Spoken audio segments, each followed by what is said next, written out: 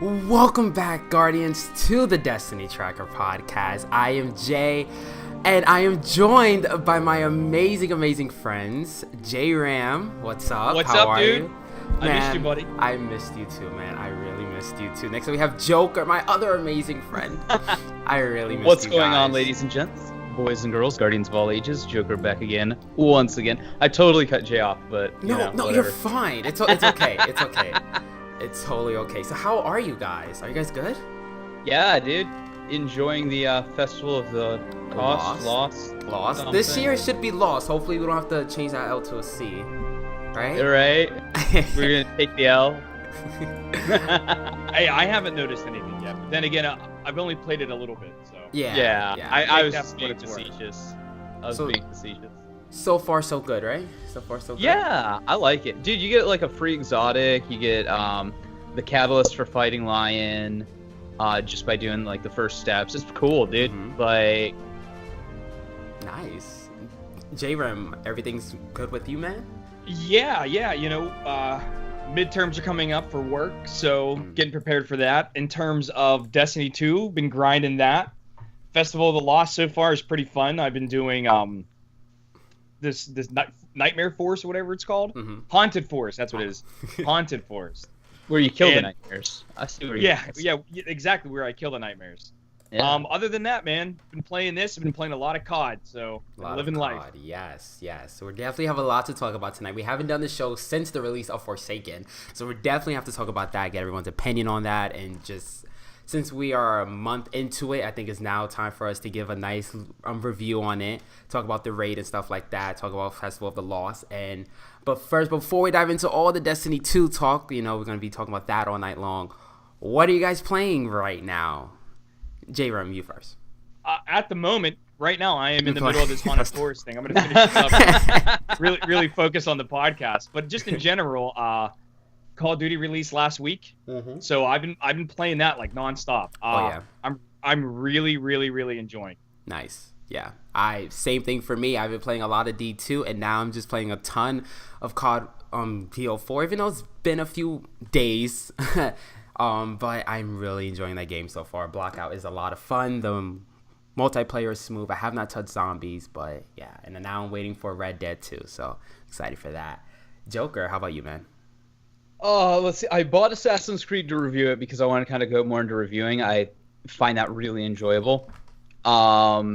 That doesn't mean I'm going to stop lore, but like a review every week would be kind of cool, you know? But I haven't been playing that because I'm like looking at Destiny 2, and I mean this is a great problem to have, right? Yes. I'm looking at Destiny 2. I'm looking this week, right? The strike with the fucking Mindbender's Ambition, right? The shotgun is this week. It's the Nightfall, so I'm gonna be grinding that. We've got Festival of the Lost. I'm gonna be grinding that, you know.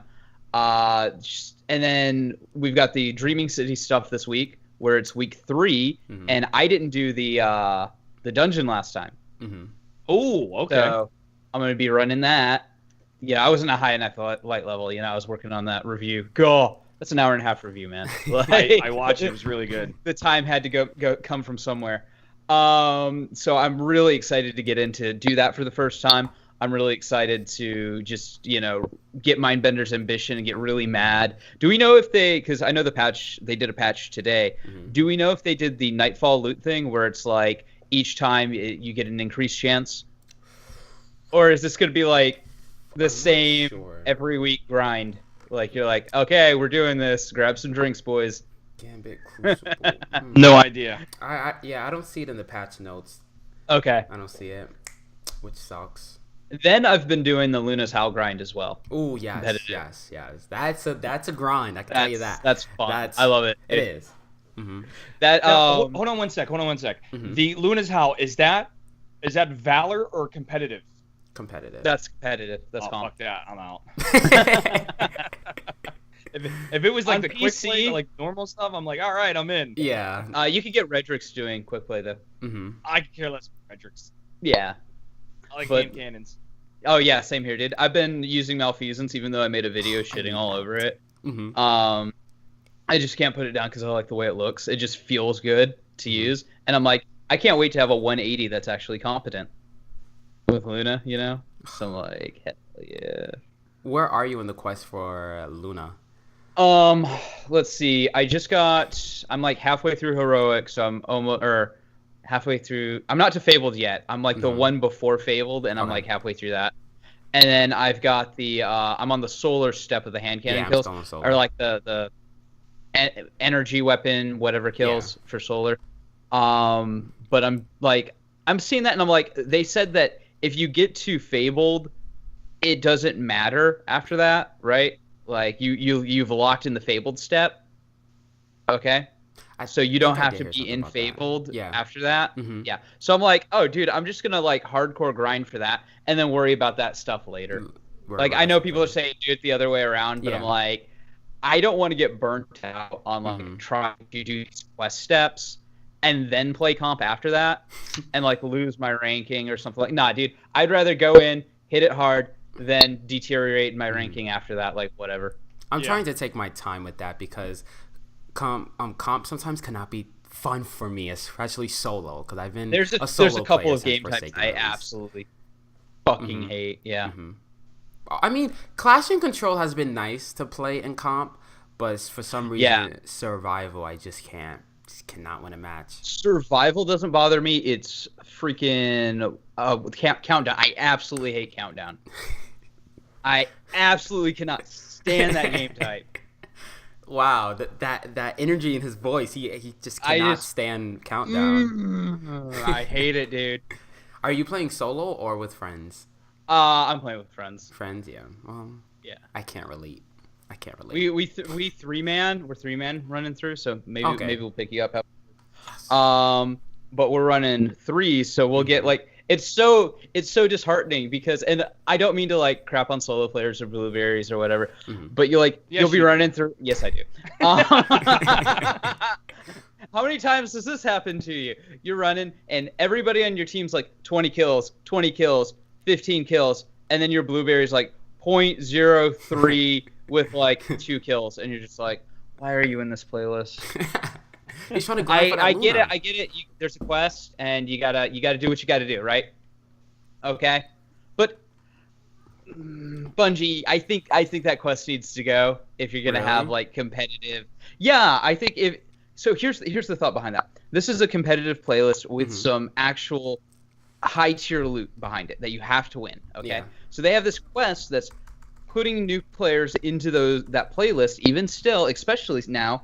When they've got the people coming back for Forsaken, and they've just announced that the 2 DLCs are going to be free. So you've got more people coming in and picking up Forsaken and stuff like that. That is amazing. So you've got a lot of newer people coming into this playlist, and if you got a 3-stack, or if you're solo queuing and you're going up against, comparative teams, right? And everybody on your team, but you'll notice, like, I had a guy with just blue armor in on the other day, and I was just like, blue armor, blue weapons on my team, and I'm just like, why? I get it, it's part of the quest, but why? Well, do you think that they will change that quest? Because didn't they change the Ace of Fates quest? Didn't they like tweak that? Yeah, they made it a little bit more manageable in terms of you don't have to kill invaders in Gambit anymore. Yeah. Well, it was something was wrong wrong with that quest though, right? No, it was just that. Yeah, because at first it was confusing. At first it was confusing. I thought you had to be the invader, but no, you had to kill the invader. Right. 5 times. I completed that. And you could get an assist. Like if you just popped one shot on the guy as he came in and he died, you were good. Yeah. It was hard. I don't know. I hate to be that guy. Actually, no, I don't. I keep saying this. I keep prefacing it. But we tend to, with the PvE community, anytime that there is a mixture of PvE to PvP within a weapon quest, and it's anytime, the PvE community tends to lose their mind. And I get it. People don't want to play PvP. But it's the justification, these kind of harder quests, is the justification for the exotic being really good, really powerful. Yeah. I can agree with that. The thing that I don't like, though, is when they incorporate the PvP and the PvE together, but with the PvP part, it's like you must get wins or something like that. Oh yeah. I just think that's just a bad move. Yeah, like with Ace of Spades, because you got the 5 kills in Gambit, and then you've got to go get 25 kills in Crucible, right? Yeah. That's still a thing, and people are still complaining about that. And I'm like, just do it. Yeah. Just do. It's not. Get a 180. Go to your vault. Get Nature of the Beast out. Yep. That's a really good hand cannon, by the way. And just do it. Yeah, I don't have a problem with them incorporating the two together. I just hate it when it's. Oh yeah, if it forces you to win, that's stupid. Yeah, I don't like that. Just complete matches. Yeah, the end game of that specific mission is dependent upon the number of wins you get, especially if you're going in solo. Yeah, I mean you might play 15 games and not win. Right. And it just drives me bananas. My big problem though with like that, because you see it with the Malfeasance quest, it feels like we want content. We say we want content that's going to last, but then we also want instant gratification. Yeah. Oh yeah. So, what are your thoughts on Gambit as a whole right now? Because I hear there's some controversy over that. Joker. I like Gambit. I'm just fun, like, right? Yeah, because everyone was just complaining about the whole sleeper thing, but yeah, the sleeper. But there's always going to be a dominant weapon. I'm sitting here like, okay, you're nerfing sleeper. Okay, then I'm just going to use a linear fusion rifle. Okay, when you nerf that, when you nerf Queensbreaker, which got more aim assist now. By the way, I don't know if you noticed that in the patch notes. Yeah, I did see that. In the patch I was notes. like, wait a minute, Queensbreaker with more aim assist. Yo, I what, still mate? don't have that. It's stupid. Like, you don't even have to look at people and they melt. But so you've got Queensbreaker, then you've got like just snipers in general, and snipers in Destiny have always had high volt magnetism. Then you've got like 1,000 voices, then you've got tracking. It's always going to be something, right? So there's always going to be a king of the hill. You're never going to be able to 1v1 an invader with a hand cannon. I mean, I'm sure there's people that can, and they're just really good players. But you're not supposed to be able to 1v1 an invader. And an invader has those buffs, goes in with a super, goes in with heavy ammo to annihilate your team. That's the point. Now, if you wanted to say during the end phase, during the final boss with the Primeval, if you wanted to kind of cut down how fast people can jump into your game, instead of like every 20 seconds, make it every 30 seconds, 35 seconds, But then again, we have a meta where you're melting Primeval so quickly. It's, yeah, I'm coming at it from a competitive. I'm looking at this as a PvP with objectives, and that's just how I look at it. There's always going to be a meta. There's always going to be something. Deal with it. Yeah. I can agree with you. Like deal with it, learn how to counter it. But at the same time, Sleeper is just one of those guns where it's always been controversial. Oh yeah, I agree. You know what I mean? Sleeper, I will agree, a bit much. Yeah. So what did they do? They turned down aim assist on it, right? Yep. And they decreased the number of bullets from 4 to 2, correct? That you pick up from the box on the wall. From the way that it sounds like is if you pick up ammo off the ground, it's still gonna get the same. Okay. No, I think that's fine. I really do. I'm glad they didn't nerf the gun. Right. Yes. Yeah. So I will commend Bungie for that. Mm-hmm. But I say, let's see what these changes do. Here's the thing. Sleeper is not a gun that everybody cannot get. Everybody can get it. Oh yeah, you knock it out in 2 hours. Yeah, and I don't think this is a situation where it's like if you can't beat them, join them. But I do think it's a situation where we have to be a little bit more mindful of the other weapons that are available and how to counter it. Right. You know what I mean? Well, not only that, but like, if I need a wrench to fix something, Destiny I look at more like a toolbox, right? Okay. You have your toolbox. Destiny 1 was really great with this. You had your Gallahorn, you had your Icebreaker, you had your tools. And if you didn't have those tools, you weren't raiding. And I know people, that's controversial. Everybody should be able to raid, yada, yada, yada, yada. Get the tools. You're not going to fix your car with a broom.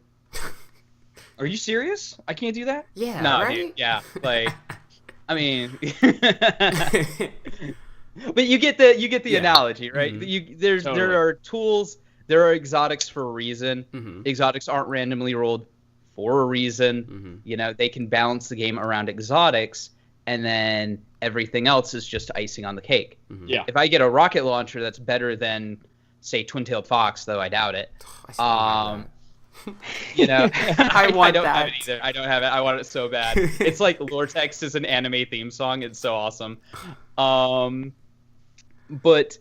if I find a rocket launcher that's better, or if I say they bring back Last Word and I have trust, and my trust is just, or truth or whatever it's called, it's just way better because it has high cal or something.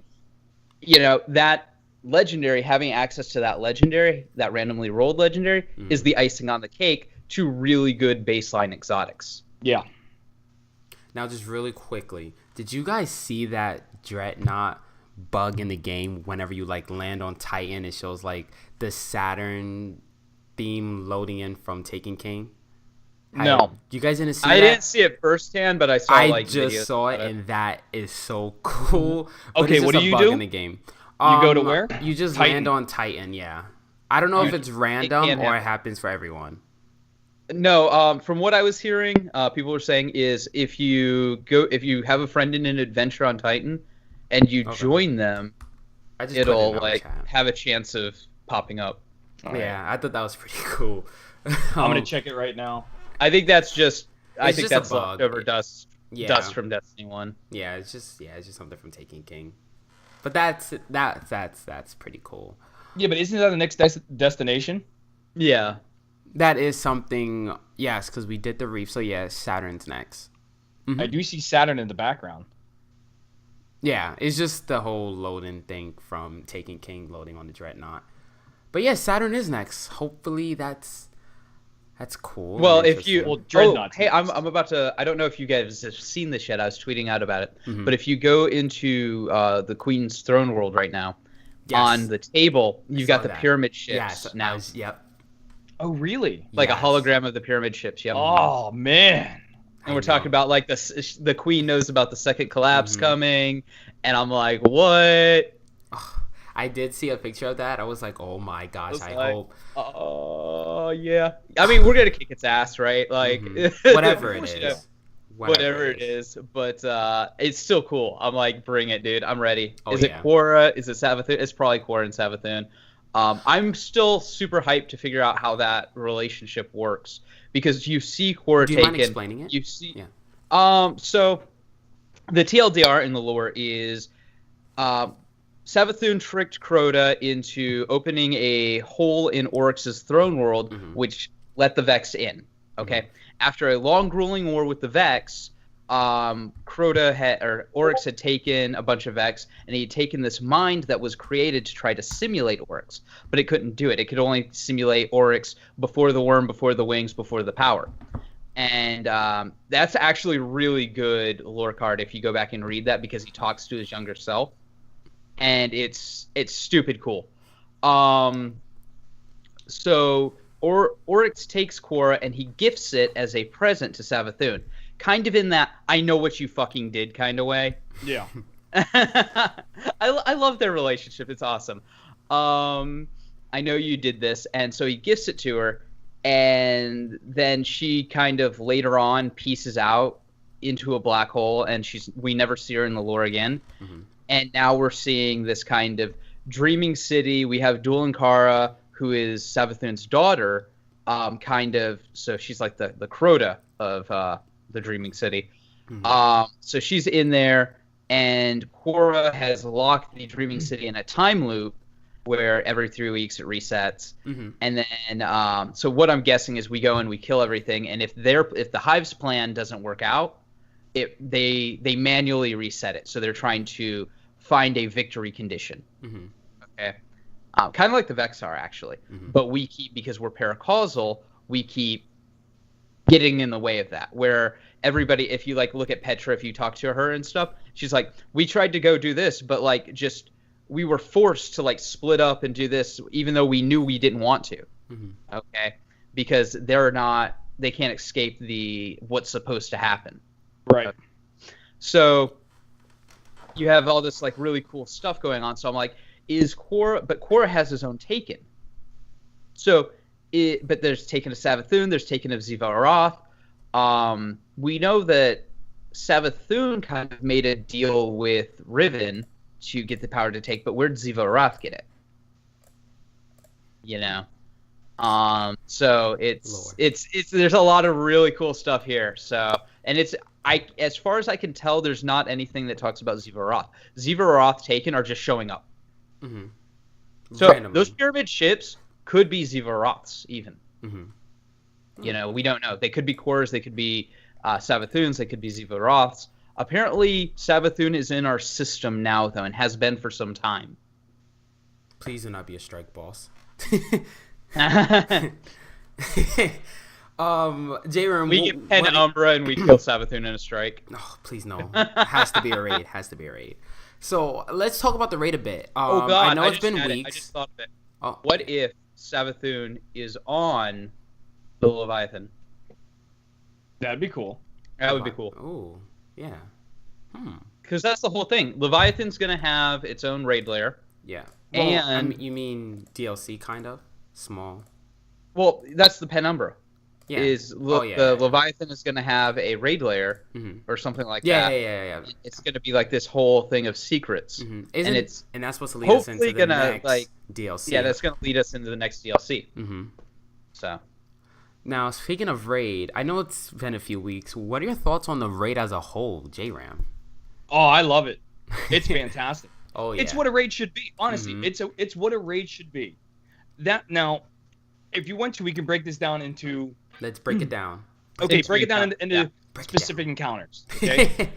And then let's do that, and then let's follow it up with the whole controversy of was the raid really light level checked or power level checked? Because that's everybody was complaining about that. All right. Okay, go. So first, the encounters themselves, I think, are well thought out.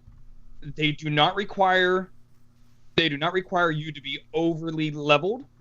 What they do require you to do, though, is communicate, have a game plan going in, and then you got to be decent at execution. The higher the power level you are, I guess the sloppier you can be in terms of the more time you can get. Yep. Right, which I'm fine with. I'm cool with that. So the very first encounter, I think is just perfect. I love that encounter. Yeah, man. Even like the thing that would drive me crazy is jumping into the doors. Like when you got it. I love jumping into the door with the same person. You're like, oh my god, this is the end. That gave you that sense of urgency, which you haven't felt that, in Leviathan or in Spire. Like there was there wasn't that little sense of urgency. The second encounter. Oh, okay. Sorry, I'm moving too fast. Now, going from the first to the second encounter, finally you feel like you're on a journey. Like you finally feel like you're doing something. When you have to jump over the bridges, the bridge part, you know what I'm talking about? Oh yeah, I love that. And then you can like drop down and get the chest. And yes. Then, there's the portal, and you can. Oh, dude, that's so. Yeah, cool. I mean, here you are fighting in this small area where there's enemies all over the place. And then you go outside into this massive area, and you're just like, man, this is awesome. It's so beautiful too. Oh my god, if I could have it my way, and I can change one thing about that, is I would like to be able to be like on patrol and be able to look up and see people jumping. Guardians, yeah. That would be cool as hell. You know, but then you got the second encounter. Now the second encounter is, in my opinion, completely different from the first. The first, execution's number one, be methodical. Second, it is balls out. You gotta shoot shit, keep moving, shoot shit, keep moving, communicate, shoot shit, keep moving. I mean, it's awesome. It made me feel like that was the Abyss from Crota. That's the only encounter I do. I think if we're talking about the same one, it's the only encounter I don't like. Oh, I love that encounter. Like, I like fighting the boss. I don't like the puzzle. Oh, I love the puzzle. I love it because it's awesome. Especially when I like it when you stand on this. When you let's say you stand on one plate and then you got to go jump on that plate again, but you can't because you've already stepped on it. So you have to. Everybody has to transfer. Yeah.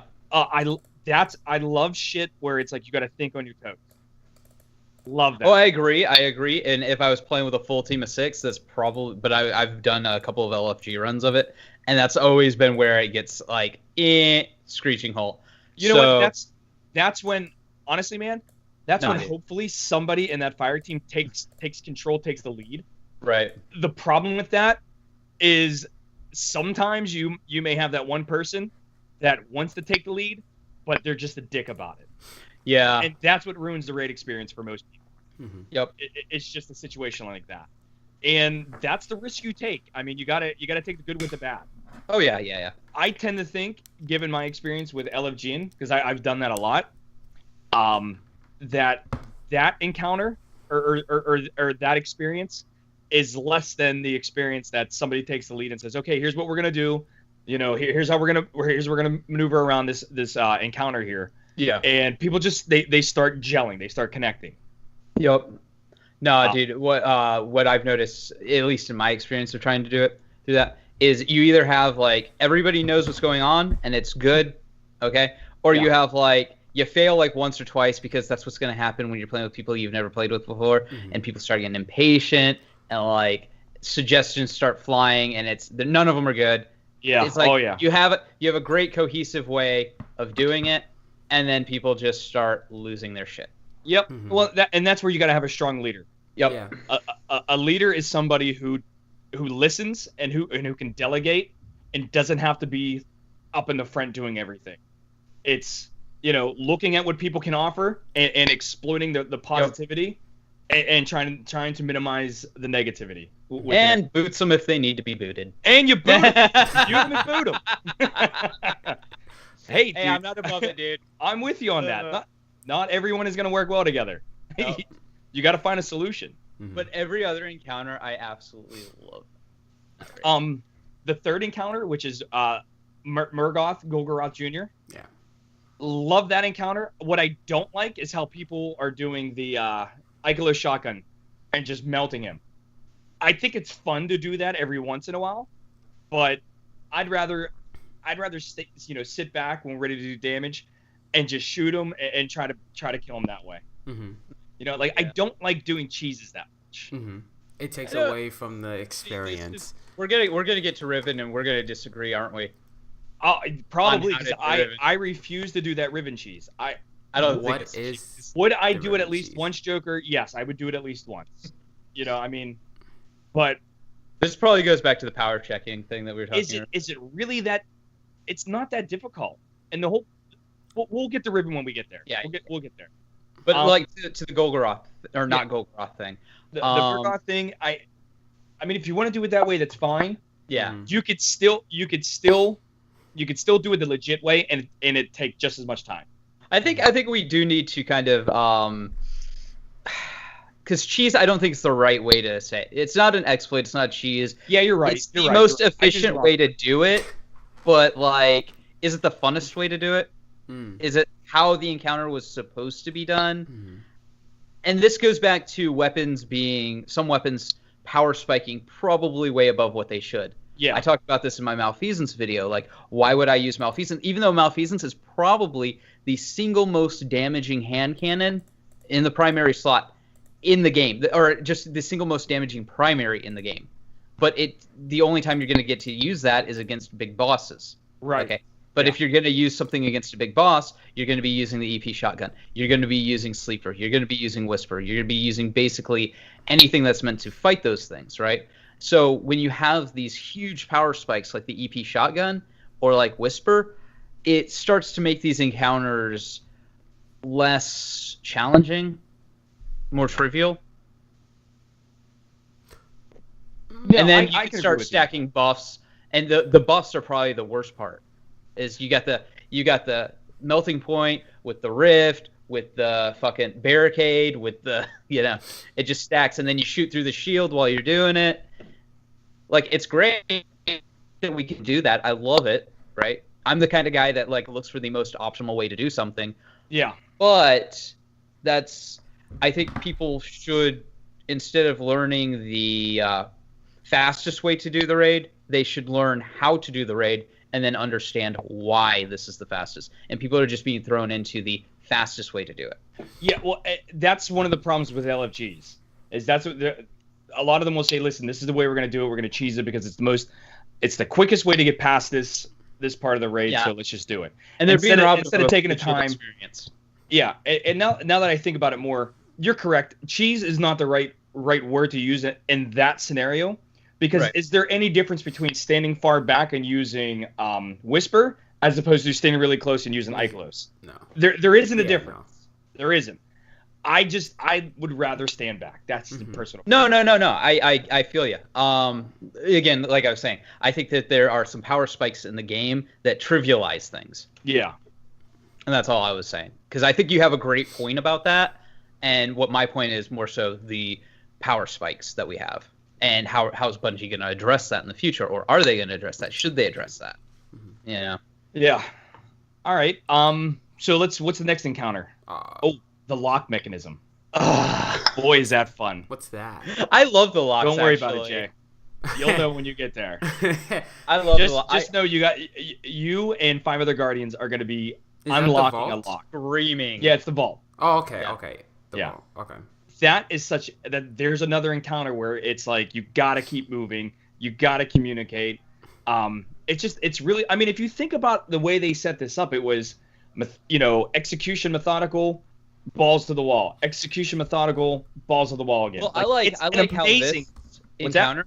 I like how this encounter actually has a DPS check, but you just don't realize it. With the knights.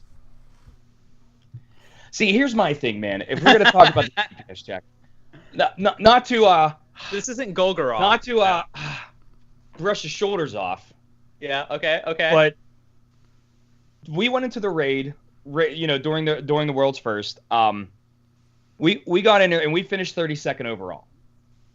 Yeah. And I started the raid at 546 and ended it at 556. Right. We had a couple guys that were, I think 2 guys were 360 and above. And then they were probably, I think we had a couple guys, 2 of them 365 and above. And then we had a bunch of 360s, and then there was me and another guy. We were mid 350s. So in terms of DPS check or level check, right. Here's my rebuttal to that. Understand what's happening. Oh, If you keep running in there like a moron and you get shot and you die instantly, that's your fault. Yup. You got to learn how to play differently then. I'm not. The problem is people don't want to play differently. Yup. They don't want to adapt their play style to what's happening in front of them. They want to play everything like it's either a PvP or a strike. Yeah, and it's like that's not the case. Now since we're done talking about the vault, we can move right into Riven. Here's my example of that. Riven, I was 354, 351, somewhere around there. And my job was to, as soon as we went into the room, shoot the hobgoblins, start taking out ads, shoot hobgoblins again if Riven was on the other side. So I was a hunter, and I'm like, if I shoot these hobgoblins and they fire that you know what I mean, that void spike at you. Oh, I hate that. I'm going to die. Like I'm going to die. So what did I do? I threw down a grenade as soon as they spawned. Then I moved out of the way, behind like one of the trees or something like that. So the hobgoblin would die. One of them would die, and then boom, those void spikes come. As soon as they didn't hit me, they'd hit the wall. I sneak back out, kill the other one. Them. Yeah. Yep. Yeah, it's not that hard. All you gotta do is figure it out. People just don't want to figure it out. They just want to stand and shoot. And that's not this raid at all. Right. Yep. The only time you're really standing and shooting is Riven. Yeah. But then even then, I mean, you got to talk. Now we're talking eyes. You got to shoot. There's a lot. You ain't got to do any of that. Yeah. There's a lot that goes into rockets. But my thing is this, and I heard a lot of people, for and a lot of people against this, and here's what it was. All right, here's what it boils down to. When we had that midweek reset that confused everybody and and people lost, there's the problem. It's not, the raid wasn't the problem. Yeah. It was that reset kind of screwed a lot of people. It screwed me. Me and another clanmate, we edged all of our weeklies that Saturday morning, thinking, man, we're gonna be awesome on Sunday. We're gonna turn everything in, all the weeklies at the last minute. We're gonna get our power up as much as we can. And then we signed on Saturday, and it's like everything's gone. Yeah. And I'm like, dude, what just happened here? You know, like, what the hell just happened? So that was the issue. It wasn't. I don't think the issue was you couldn't get in. Listen, there are tons of people that can get into the raid. It was, can you understand what's happening? Don't blame the game. Blame yourself first. Maybe it's something talking about that IGN video. Which one? There's a bunch of them.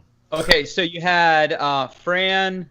Oh, yes. The one chick, and then you had Destin and the one dude. And Destin and the one dude were like defending the difficulty of the raid. Like, you don't need to be able to do it week 1. Hell, you probably don't even need to do it month 1, you know? And then the other people were like, no, I put in the numbers. I should get my welfare exotic serve raid or whatever. I don't know. Like, no, I'm being I know what you're talking about. It was the show where they were debating back and forth.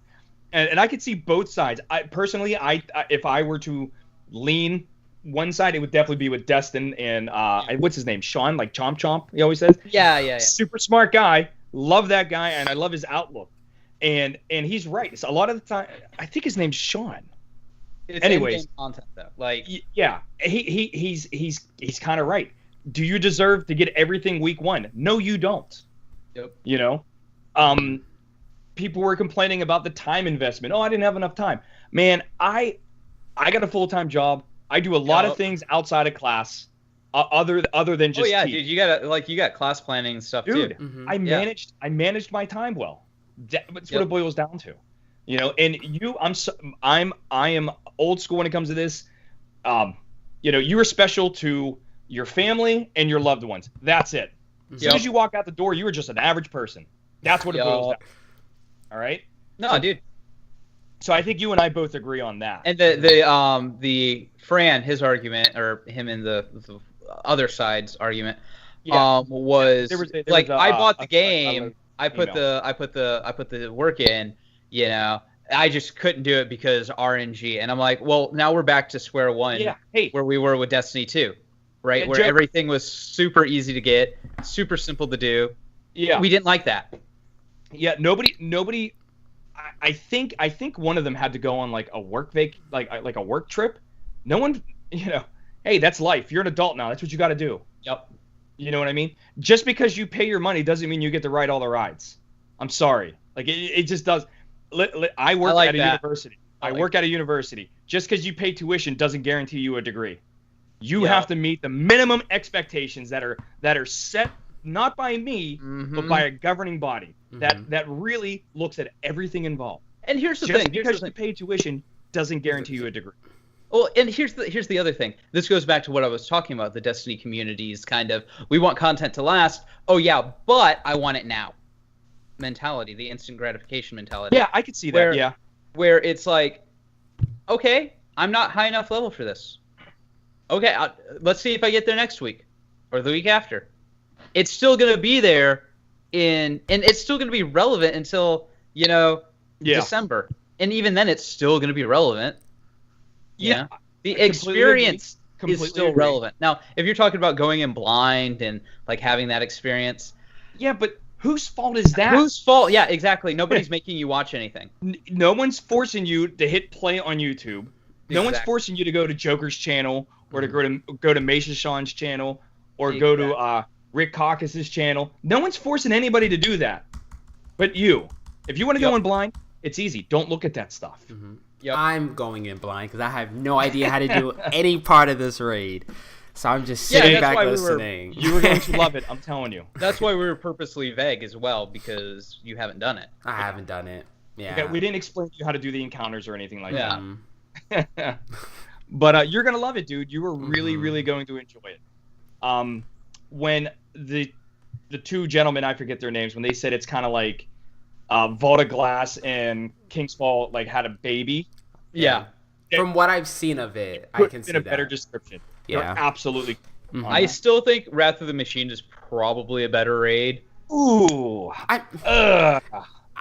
Wait, better raid than what, though? Because it's definitely in my top 3. Points, but I don't think I'm ever going to...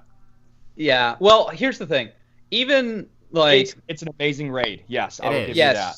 Well, what I'm going to say is, like, in this raid, and this probably may go back to the power checking, that on the higher end is what I'm talking about. Like once you're 600, 590, you can basically just melt any encounter.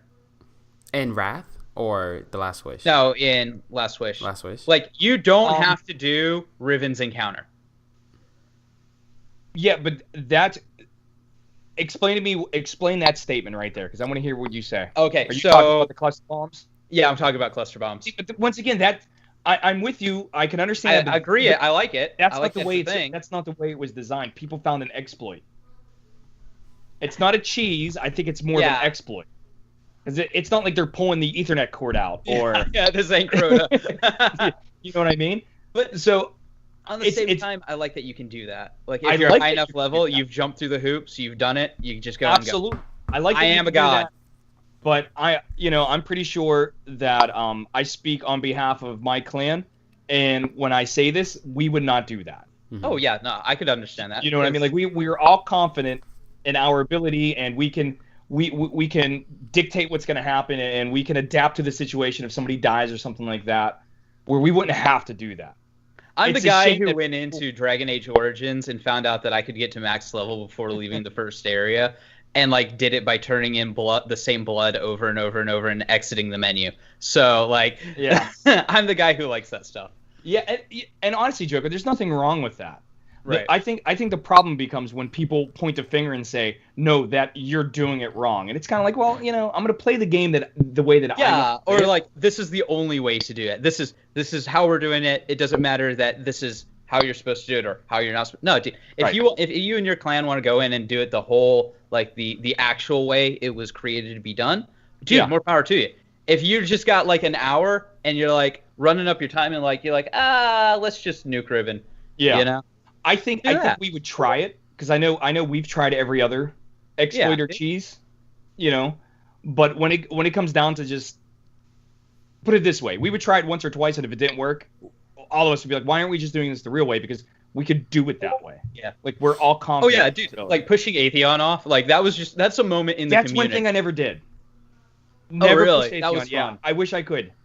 My first raid wasn't until Crota. Oh, okay. So and then I went back to VoG. Okay. Because at that moment in time, I had like 2 friends that played Destiny. Yeah. And I had no idea what a raid was. I saw that skull image on Venus, and so I looked it up. CJ, what I did is I took the initiative to look it up on my own. Oh God, we were which people just don't do anymore. Yeah. They just want to be spoon fed. Mm-hmm. This was before LFGs were prominent, and I remember we're sitting in the tower and we're looking at people's light levels, and we're like, "Do you want to do VoG?" Yeah, but that was know what? So fun. Joker, there's nothing wrong with that, man. No, absolutely not, dude. That is you taking the initiative because you wanna try this stuff out. Yeah. Dude, I loved it. I like my Thorn. We like opened the door. We were so proud, and there was like blueberries coming in and helping. Oh my God, I love the fact that the front of that was in a social space or like a planetary space. They need to do that more. Yeah, they've never done that since. I know, and I love that. Like, I'm so sad. Like I said, how cool would it be if you're in a Dreaming City and you just you look up because you're fighting a blight. And you're trying to shoot the blight down. All of a sudden, you look up and you could see 6 guardians jumping from thing to thing. That'd be so cool. I would use my emote and wave to them. Yeah, I do like how though the Dreaming City has kind of had you got your big boys who can go in and do the raid. I mean, we have to admit that it's only a small fraction of the player base that actually does the raids and the in-game content. I used to be a part of that population. But I like how they still kind of made it to where like Joe Everyman can still be part of the story with the stuff that happens after the raid, with the quest lines, with the Duel Ankara stuff. You don't have to be raid ready and a full fire team. I was underleveled, so I wasn't gonna waste people's time. When the dungeon came out, you can do the dungeon. You can solo the dungeon. Yeah. I mean, you can solo some of the raids, but that's a whole other story. So I like how everybody still can be the hero of the story without doing the raid. Mm-hmm. Yeah, but that's one of the things that Fran brought up, Fran Mirabella, that he felt a little upset that he wasn't in the raid day one. Mm-hmm. Mm-hmm. So when Team Redeem finally beat the raid, and that changed everything, he was like, I kind of felt disconnected from it because I wasn't. He wasn't inside the raid. He goes, and I think he said it correctly, which is he didn't have to finish the raid. He just wanted to be in the raid. Mm-hmm. Right. You know what I mean? And it's just like, yeah, but that wasn't the raid's fault. Yeah. That what happened with Fran is the same thing that happened with me and a bunch of other people, which is that midweekly life reset got in the way. Yeah. Well, no, not only not even life, but that reset really screwed people over. Right. You know? Oh yeah, it screwed and me what over. I don't understand. I couldn't do the raid till week 2. Yeah, what I don't understand, and it's still not a thing yet, is why isn't there an infographic on how this works? You know, like which ones are the daily resets, which ones are the weekly resets, or better yet, when you hit your your little inspector on the left hand side and the milestone thing comes up, why don't we just have 2 columns, dailies and weeklies, and as you go through them, they check them off. You know what I mean? Like there has to be something that is easier for the average player to follow, as opposed to just highlighting over something and saying, "Did I do this yet?" So, you know what I mean? Like there needs to be some sort of organization on that. Other than that, I think everything's fine. I absolutely love this expansion. Did you guys like the part how when Clan Redeem finished the raid, the whole world changed? Yeah, that's what we're talking about. Yeah, that's what we're talking about. I thought it was awesome. Yeah. Yep. I mean, like I said, it kind of brings really cool. Joe Everyman into being like the hero still, because they can still do the world quests. Mm-hmm. This was the first time where your actions actually meant something. Yes. You know, I mean, you killed Oryx, nothing really changed. Yep. Yeah. A new quest line opened up, which was the Taken War and all that stuff, which is kind of cool. Mm-hmm. But I actually no, the Taken War was before. Yeah, the Taken War was before that. I misspoke. Oh yeah. Yeah, no, this is the first time where the actions that we made directly impacted the game itself. Yep. That was awesome. And it ties. It's not only is it a continuous story, because they've added new dialogue and stuff every time you do these same missions over again, which is a great way of recycling content. Yeah, hey, dude, we complain about recycled content all the time, but it's because it's not done adequately, right? This is done fairly adequately. We're caught in a time loop. We have to figure out why we're caught in a time loop. We've got Osiris on the job. We've got Rasputin on the job. That brings that stuff in. You know, it's a lot of really cool bringing the world together for, you know, what's hopefully to come in the future with Savathun, Quora, and all that. Correct me if I'm wrong here, but when they had the Forsaken Reveal streams before the content was released, am I incorrect by thinking that Bungie basically said we're kind of laying off a little bit of the story, we're really going to invest in the end game of this? That was the for the passes. Yeah. For the pass. They said that they do that. Okay, just make it, because the story, in my opinion, has never been better now. Yeah. Like I think it stumbles a little bit from the campaign, from where you're Wild West to Awoken Tolkien-esque time travel adventure. But yeah, I agree. Yeah, I agree with that too. It's kind of like it's a revenge story. Then wait, he was taken. He was being manipulated somehow. Yeah. There could have been a better way to explain that. Yeah.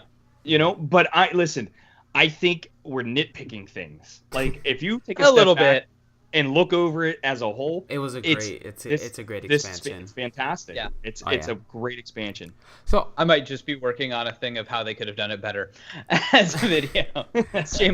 shameless plug. So this raid is supposed to have raid layers, right? No.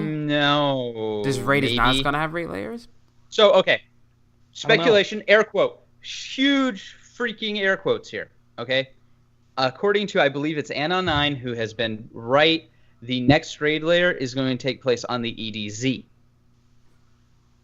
I didn't hear It's about going that. to be a... so they're talking about doing bubbles within the different locations, okay? And so, like, I guess you could consider the farm a bubble of the EDZ. So they're going to be doing some of that, and allegedly the next raid layer is in the EDZ. So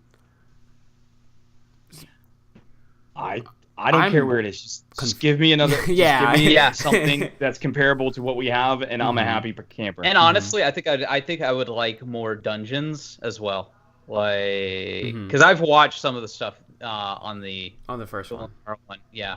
Yeah. And I'm like, heck yeah, dude. So the next small DLC is Black Armory, and that comes out in like the winter-ish, right? Yeah. Yeah. That's allegedly going to have Last Word and Thunderlord, unless that comes out as the prize for. I'm calling it now. This is my prediction. The reward for finding Ives' killer is going to be Thunderlord. Ooh, yes, because lightweight machine. I hope so. Come back. Yeah, because there's going to be that quest at the end of the Festival of Lost where we find Master Ives' killer. And I'm like, I could see it being like Thunderlord or something, or that tying into Black Armory somehow. Which I have to say, Festival of the Lost, the things that they're doing so far is actually really cool with everything, like the Haunted Forest, and then I think the Haunted Forest is what killer. it should have been from the beginning. This kind of quasi run through horde mode with modifiers, kind of firefight style. I like that. I'm enjoying it. Yeah, I've only done the Haunted Forest twice. Okay. Yeah. I got to. Next week we can talk more about it. I guess level 6 each time. Now I guess you can go past 6. I've seen some people go past 10. 6. Yeah. Is that what it is? 10. Some people are saying you might be able to do 15 if you optimize properly, but everybody is saying it. As far as they are now with levels and stuff and like running through it, they're getting to 10, and that's seems to be all they have time for. Okay. Yeah, that's one thing I don't understand. Why is there a time limit? Like there should be 2 versions: a time limit where you got to get through X amount of levels, and then you get a pretty badass reward, and then just go in and see how far you can get. Yeah, Bungie's have been really weird about that since Halo, because ODST had the infinite firefight. I think even Halo Reach had infinite firefight. They've never done anything like that since. Okay. Yeah. Gears of War had the 50, so, well, it's not the infinite firefight, it's 50. Like, but when you get to that 50th wave, you're done. Like, you're like, I don't want to do this anymore. Yeah. So good run, guys. GG. A few weeks ago, Sony finally did crossplay between consoles. J-Ram, what is your opinion on that? Where do you see this going? Crossplay or cross-save? Well, they did crossplay for Fortnite. So where do you see now Sony finally touching that field of crossing? I think, number one, they saw a dip in their investments concerning, like the New York Stock Exchange and everything. Like, they lost money, a lot of big time money from their arrogance. Yep. You're like, I'll just go play Fortnite on my Xbox or my PC because I can play with my friends that way, no matter where they're at. Yeah.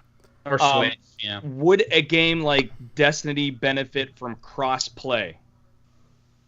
I say PvE Between only. consoles, you're not going to have a problem. I agree with Joker. Between consoles, you're not going to have a problem. If you incorporated PC into that, listen, I would love for that to happen. Even in PvE, though, you're going to have a problem. And here's the issue. It's not 60 frames per second versus 30 frames per second. It's field of view. It's those other things that PC has advantages on that console doesn't. Yep. It's not just, like I said, it's not just as simple as saying 30 versus 60. I think if there was a way, if we could just literally, you know what? Here's the answer. The answer is simple. Why haven't I thought of this? Yeah, console mode on PC. Yeah. Well, not even that. F that. I bought a PC. I want to play the game. No. The way my PC can. Opt in. Okay. Yeah, that's fair. Fortnite's like that. Even Street Fighter 5. Now, granted, that's not on Xbox, but in Street Fighter V, there are settings where if you're on PlayStation, you can say match me up with PS4 people only, or PS4 and PC. Like you have that option. Oh yeah, I've always said that the matchmaking needs in-depth options. I want it connection-based, or I want it skill-based, or I want it, again, Halo had this. Yeah, and I think the more people in the same atmosphere playing Destiny is only a good thing. It's not a bad thing. Yeah. Yep. There's issues, like I said, field of view, that's a biggie. Mm-hmm. Okay. And I know this has always come up, but in terms of console exclusive, gear, but didn't they remove the Rat King for a little bit? Well, okay, so here's an interesting thing. When I came from 360 to Xbox One, with Destiny 1, I had the collector's edition. Okay. And some of the collection, when I got onto Xbox, the collector's edition gear was just blacked out. Like, I couldn't use it. Oh. Well, and you were still in the same ecosystem. Yep. Interesting. Yeah. I mean, honestly, Jay, crossplay, I think, is what this game deserves. Mm-hmm. It doesn't need it. Because right now, everybody's playing on each respective, or in each respective domain. People are playing. But this would be amazing if I could go and play with my buddies on PlayStation. Or go and play with my buddies on Xbox. Mm-hmm. Oh, yeah. Make my life easier. What's that? Said make my life easier, trying to get, play with streamer, or trying to stream with subs. I do not, and I haven't heard a good enough argument that will persuade me into cross-save. Wow. Cross-save, well, number one, it still puts the pressure on the player. Yeah. I still gotta buy an Xbox. I still gotta buy a PlayStation. I still gotta buy both. I gotta buy a game on Xbox. I gotta buy a game on PlayStation. Mm-hmm. I gotta buy the DLCs on Xbox. I gotta buy the DLCs on PlayStation. Mm-hmm. It still puts. If cross-save was a thing, I don't think you would see a massive influx of players. I do not think that's gonna happen, because people are gonna go, man, I really don't want to redo the entire story again to get to level 40. Well, you don't have to with cross save. That's what with cross save though. Oh yeah. Character would just transfer over. I wasn't thinking correctly. What I meant to say was this, because that's what I thought initially. I just put it this way: I'm not going to go out and spend $500 to go play a game with some other friends. Yup. Like, it's just not worth it. Cross save is only a pragmatic argument when Sony on an open wound. Exactly. When one of the companies just refuses to do crossplay. Yep. Well, it's a like I said, a pragmatic argument of, well, you could do this, and at least it's somewhat convenient for me. I mean, I was just being selfish, because me personally, I would like to see cross save, because one, I have D2 on all platforms, Xbox, PlayStation, and PC. But I don't play PC and PS4 because I don't want to have to rank up again. Like, I don't want to have to grind again and rank up. Okay. So I would like to be able to transfer my characters between all platforms, because I work so hard on these other characters. Okay, well then, so that is your argument. My argument is this: why should I downgrade my experience to play with console people when right now I get unlimited frames, I get greater than 1080p? Like, it's not a zero sum argument though. Why not both? Why not? It's not a zero sum argument. Why not both? You get. Having cross-save and cross-play are not mutually exclusive. No, there's definitely no overlap there. Yeah. I would love to play on PC, Well, yeah, no. I just don't want to put in the time. I think cross-save is a Band-Aid on an open wound. Yeah. I think they could fix it by... Jay, how much money have you spent for all three of those? Well, the PS4 one was free because of the whole thing. But, yeah, I think they can fix it by, still charge the $60, but have the $60 include the expansions. GTA 5 did something like this, where, like, in order to upgrade, or back during the whole console next-gen thing, you get the other one for free if you already have it on one platform. But what do you mean you get the other thing for free? There was a time defined thing. It was years ago where if you already owned it on one platform, then you get the next one for like free or like at a half price. Like if I already own D2 on one platform, I should be able to get it on like a PS4 or PC at a cheaper price. No, you remember the whole next gen thing? No, that will never ever happen. Well, okay, Microsoft does this. If you buy it on Xbox, you get it on Play PC. Anywhere. It's Play Anywhere. Yeah, right. That's what I'm thinking. Look at the operating system, Jay. It's Microsoft. Okay. Yeah. I mean, you're still within the Microsoft ecosystem. Now, again, I think what you're saying is what you're saying is this. Oh, I bought it on Xbox, Mr. PlayStation 4. Can you give it to me for a discount? I'm gonna be like, no. Yep. You want to play it on PlayStation, you're gonna pay the $60. Well, if I pay the $60, then the DLC should be included with the $60, like how they're doing now. Yeah, exactly. It is now, but that's not the way it is, dude. Right. What I'm gonna say is again. I'm sorry. Both are mutual. Okay. What I'm gonna say, and because you guys are kind of arguing past each other in a way that either both of your arguments aren't mutually exclusive, right? Crossplay should be the first tier, right? Mm-hmm. If I have an Xbox, I should be able to play with PlayStation, be able to play with PC if I choose to opt into that. Mm-hmm. Okay. Now, if I want to go out and make the individual purchases of PlayStation 4 or PC, like say I'm on an Xbox and I want to play on PC because graphics, I should be able to go out and transfer my character between. Yep, I agree 100% with that. Crossplay should be the first. Yep. And then if you want to get a PlayStation 4 and you want to buy Destiny all over again, great. You can import all of your stuff over from either domain. That I disagree. I don't know why. I don't feel like that's you're something that they would do. Jay, I just gave you what you wanted, though.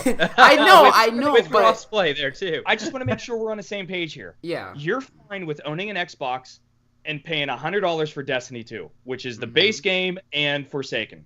Mm-hmm. And then you're okay with going out to Target, paying $250 for a base PlayStation 4 and another $100. So you're okay with spending another $350 just so you can have cross save. But I guess because I already own them all. On the flip side, but you got the first one for free. Mm-hmm. You can't use that in your argument. That's an outlier. Mm-hmm. Yeah, right? we're using the hypothetical. You're starting starting from where everybody else is going to be starting from. Okay. Yeah. Right, so you're okay with already owning the Xbox, paying $100 for the game, and then spending $250 for the PS4 and another $100 for the game. Mm-hmm. So now you're looking at, was it $350 and $60 is what? $410? So you're okay with spending $410 as opposed to having the game on Xbox. Your buddy from PlayStation calls you up and says, "Hey, you want to go run some strikes?" And you say, "Yeah, let me hop on my Xbox real quick." Mm-hmm. Right. For me, it's a no-brainer. Well, of course, but that's what we're arguing. My thing, again, mine's the best of both worlds. Mine's the best of both worlds. Yeah. But honestly, Joker, your situation is the best of the both. It's the best one because you still got the crossplay, and if you want to take it one step further, if you want to go on and go buy that other console, or you want to go ahead and build a PC, you still got your stuff. Mm-hmm. Yeah. Well, and I don't see it, especially with the Xbox to PC. Again, we know that this isn't an issue. I mean, again, all our stuff's on a Bungie server anyways, so how hard would it actually be? Yeah. But so the cross save. I think the cross save would be something that they would probably implement first, even though crossplay is the most important. Cross save would probably be something that they would implement first, only because the infrastructure is technically already in place. Yeah. But then again, how much of their infrastructure will they need to rework to basically flip a switch? I mean, we saw this with Fortnite. Mm-hmm. A glitch. It wasn't a glitch, dude. They turned it on purpose because they wanted to show just how easy it is. Exactly. That's why I was a glitch, air quote. Yeah. No, it's for the podcast listeners. I tell you, here's what there's two things that jump off in my brain real fast when it comes to cross-platform and why it's not a everyday thing. Number one, money. Oh yeah, dude. Number two, all about the money. Number two, party systems. If crossplay is a big thing, there's no need for the Xbox party system. There's no need for the PlayStation party system because it's not like you're going to integrate those two things. What are you going to use instead? Discord. Well, can't you download the Discord app on Xbox now? Yeah, I think you can. You can? You serious? I'll look it up while we're doing this. I'll go on my Xbox. I didn't know that. But and there's Skype on Xbox saying... already. Doesn't Microsoft own Skype? Yeah. Yes. Yeah, so there you go.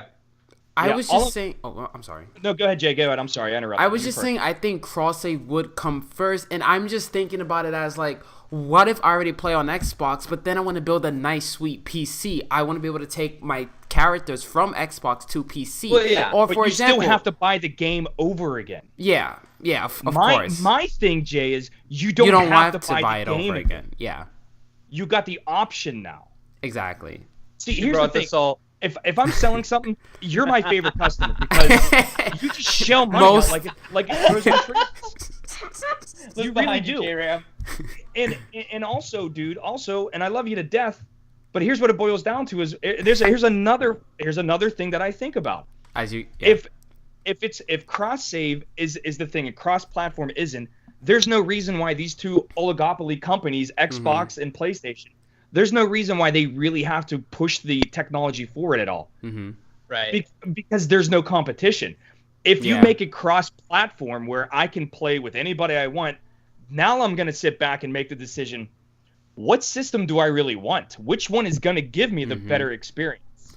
Right now, you don't have that argument. The argument is... I play Xboxes for Halo, you know? Or even better, here's what this is the saddest thing I hear people when I ask them, why did you pick Xbox or why did you pick PlayStation? It's because it's where my friends play. But I think that's the best answer, right? No, it's a terrible answer because now what if you really wanted a PlayStation and you really wanted to play all the PlayStation exclusives, but all your friends play on Xbox? You got to make a decision. Are you buying both consoles or are you buying the ones your friends play with? I say go wherever your friends are. I have a PlayStation that doesn't get turned on, dude. Yeah, my PlayStation right now is mine is somewhere.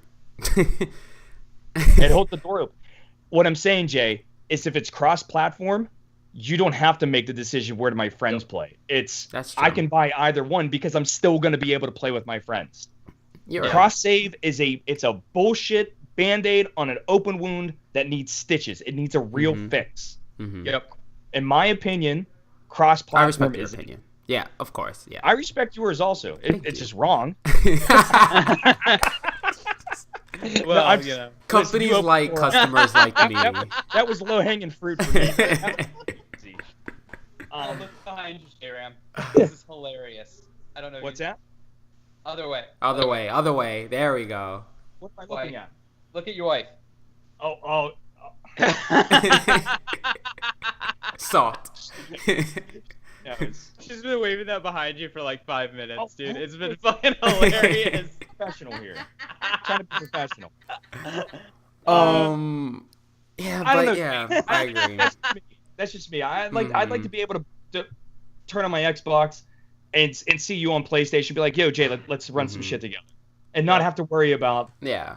Damn it! I gotta go buy a PlayStation now. Yeah. I think Microsoft is going to be way more on the front frontier on that because they have the Xbox and they have the PC. I think ready, dude. And I think they're dragging Sony. I think Microsoft is setting themselves up with Game Pass, with their new streaming service, with Mixer, with all of this stuff. I mean, especially the Game Pass, dude. You can go download Game Pass right now and go play the new Forza game. Yep. That's insane. Dude. They're going to be streaming? Yeah, I think their streaming service is going to be amazing. Yeah. Yeah. That's why I changed my major. Dude,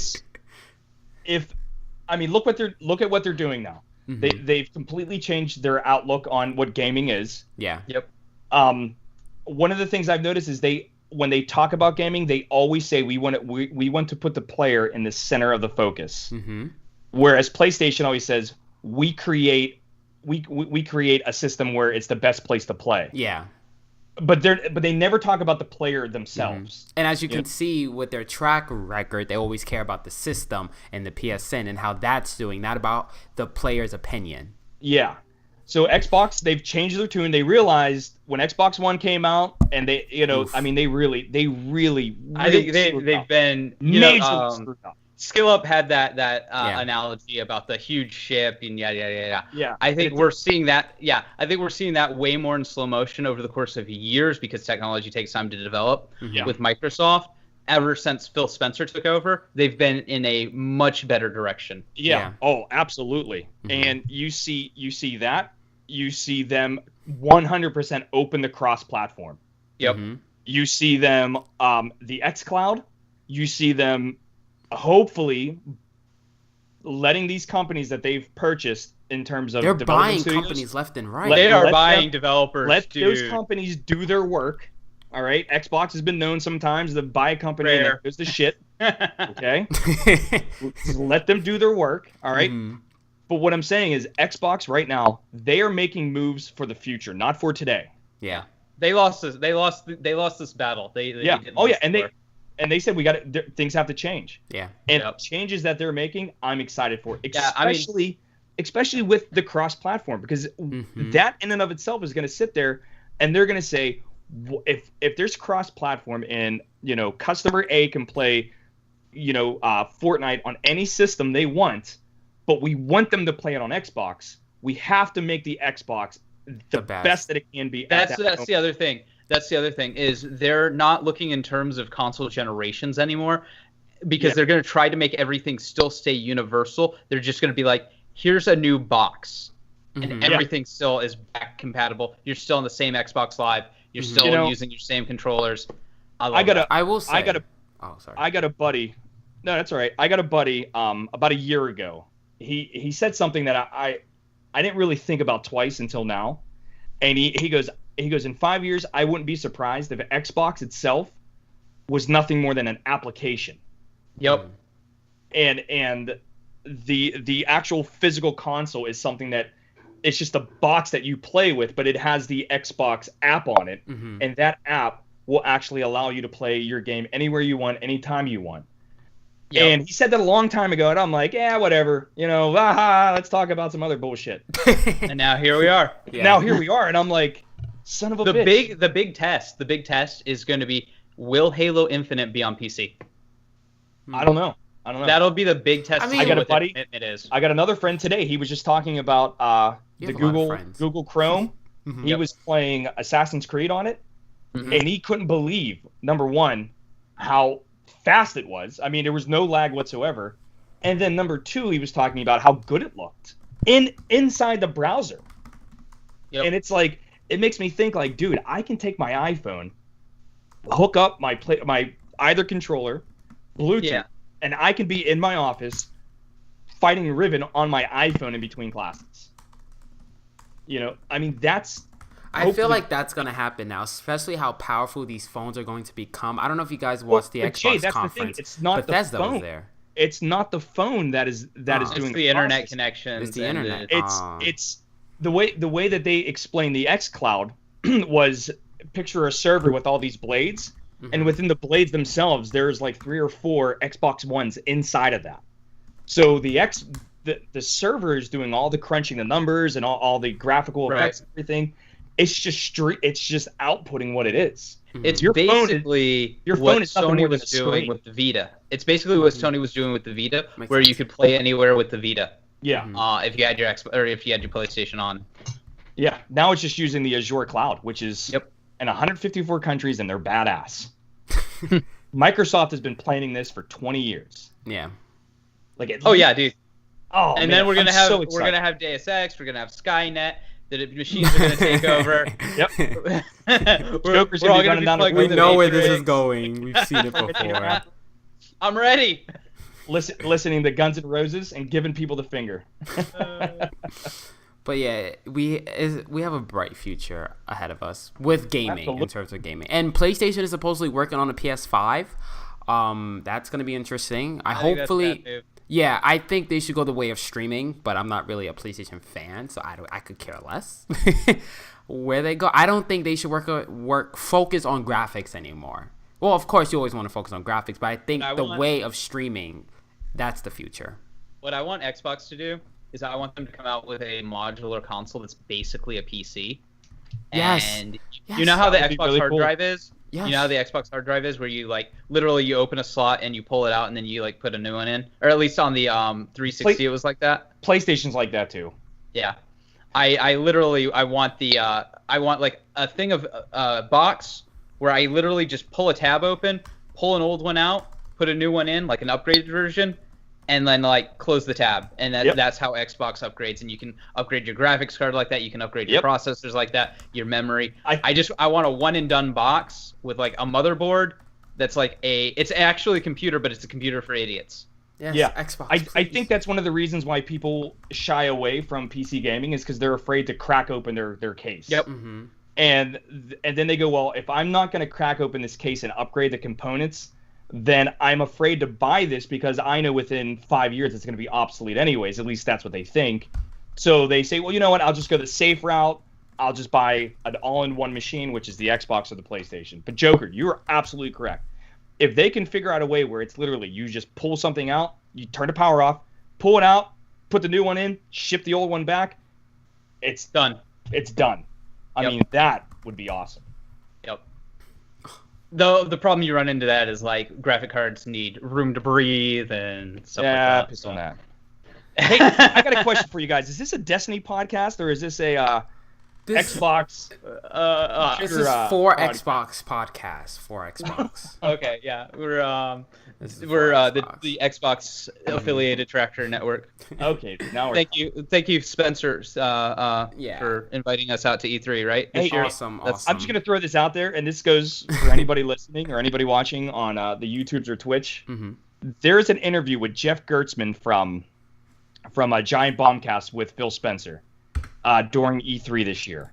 It is the best interview that Phil has ever given because Jeff he asks a lot of hard-hitting questions. Jeff even brings up back in the Xbox 360 days when PlayStation wanted to open up crossplay, you said no. Mm-hmm. Now why is the tune all changed? And he flat out, Phil Spencer comes out and says, you know what? That was a bad move on our part, and we admit it. Mm-hmm. He goes, but our goal right now is to put the player first. Mm-hmm. See, I can work with someone like that. Yeah, also it was different management at the time. It was different management at the time, yeah. But if you can admit your mistake and then say, okay, here's the mistake and here's how we're moving on from that, I'm 100% about that. Mm-hmm. What I hate about PlayStation is they're just so arrogant. Yeah. I mean, they really believe that their console is the best place to play games. When it's not. It's also, and it's a Japanese company, and there is a lot of that in there. Mm-hmm. It's the way it's run. That sounds like I'm being that guy, but no, that's how they're stuck. It's old business. This is how you do old business, mm-hmm. and that's the mentality. Mm-hmm. It's an old business mentality. Yeah. Hopefully it does change, but I hope love so too. Xbox, so. Wow, guys, that was a great first show back. I really enjoyed our intense arguments, Jay. Man. I'm kidding. All right, guys. Like I said, Jay, you left the door wide open for that one. oh my. Oh my. Your PlayStation was holding the door open for me. Yeah, okay. All right, guys. So, where can we find you guys on social media? Joker, you first. I am at DSR_Joker on the Twitternet, and of course, Darkside Royalty Lore on YouTube. Nice. J-Ram. J_Rambo 9119 on Twitter. I live in the salt mines, according to my wife. Still. Ding, ding, oh, and you guys can find me. Salt we go. What about you, Jay? Where can we find you, Jay? On Twitter at J_DTR. Still there. I'm still there, guys. I'm still there. Are you? Are you really? I am. I thought you guys can also find me at Universal now. Yay. And at Hey, Full Sail. You know what? I'm going to talk to you after the podcast about that because the wife and I want to take a trip down there. Ooh, nice. Okay. Maybe you could be our personal guide. Personal guide? I got you guys. Okay. All right, guys. Well, thank you guys so much for listening, and we will see you all next week. Bye, Guardians. See ya.